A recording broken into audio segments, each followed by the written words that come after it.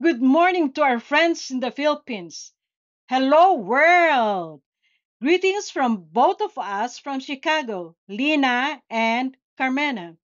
Happy Easter to everyone. Unfortunately, Lina is under the weather today, so she asked me to represent her. So, hello, ulit. I am Carmena. Let me read what Lina has to say about her long-time friendship with Cynthia. So it's Lina speaking. I have known Cynthia for many years since we were church mates in Community Evangelical Church. We did many fun things together. Cynthia has become a very good friend to me and to many of us. I like her for her honesty, sincerity, and transparency.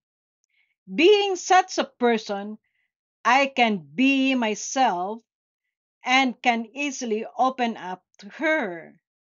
We have shared many personal secrets and have prayed together. Cynthia loves the Lord. This is shown by the way she treats people with love and acceptance. Every time Carmena and I visit Manila, it is as if there were no gap years. She has not changed at all. She had remained the same Cynthia, loving, fun, and hospitable. So, let's give three cheers. Three cheers on your birthday, Cynthia. Cheers to good times and laughter. Cheers to our friendship that lasts forever.